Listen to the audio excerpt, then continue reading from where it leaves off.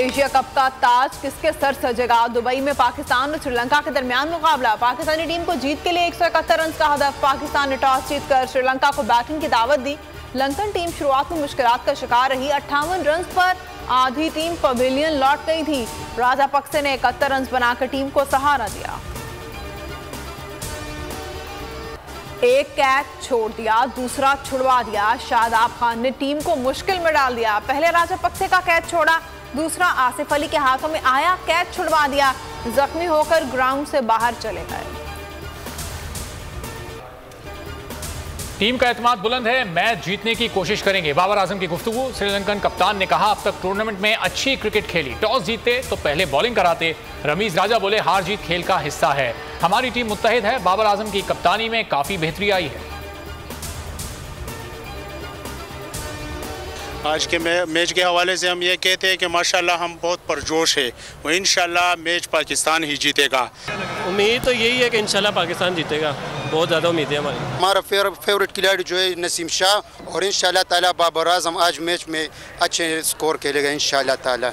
बहुत ज़्यादा मज़ा आया और आज बाबर आजम से और रिजवान से, इनके ओपनिंग पेयर से बहुत ज़्यादा उम्मीद है। इंशाल्लाह मैच तो पाकिस्तान ही जीतेगा।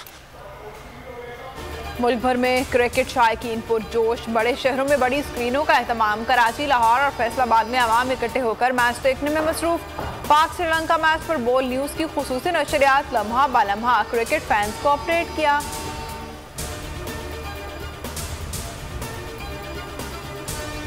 सलाम मुतासरीन की मदद के लिए एक बार फिर कप्तान ने कमर कस ली। एक और टेलीथॉन करने का ऐलान। चेयरमैन पीटीआई आज रात 11 बजे दूसरी टेलीथॉन करेंगे। पहली टेलीथॉन में 5 अरब रुपए जमा हुए थे।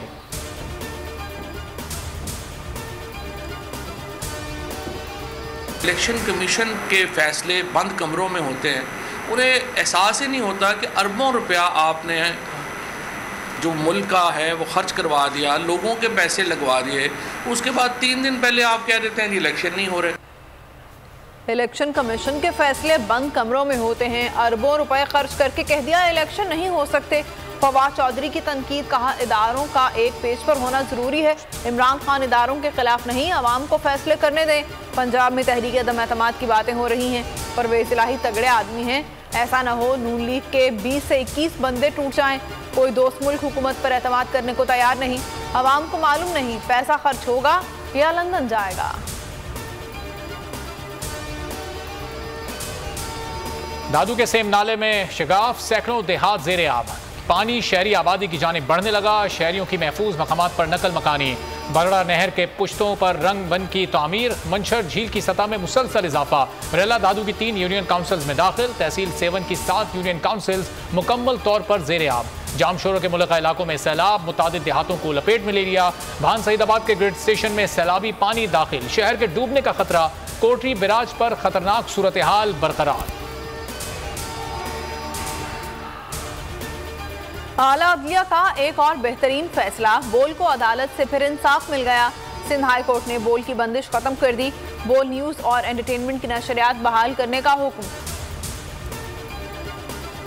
बोल हमेशा अवाम की दुआओं और हिमायत का मुंतज़िर रहेगा। किसी दबाव में आकर अपने किसी फैमिली मेम्बर से अलहदगी इख्तियार नहीं करेगा। बोल ने हमेशा पैमरा ने बोल के खिलाफ गैर कानूनी इकदाम उठाया। सिक्योरिटी क्लियरेंस के बावजूद गैर कानूनी तौर पर बंद कर दिया। आला अदलिया ने हमेशा की तरह बेहतरीन फैसला दिया।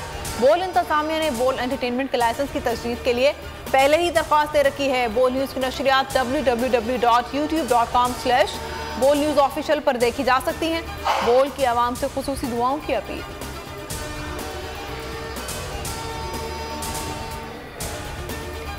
बेरहम महंगाई के खिलाफ तहरीक इंसाफ मैदान में आ गई। मुल्क भर में भरपूर एहतजाज किया जाए।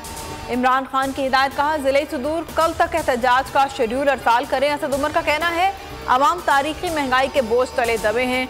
हुकूमत ने मुल्क को सियासी इंतशार की तरफ धकेल दिया।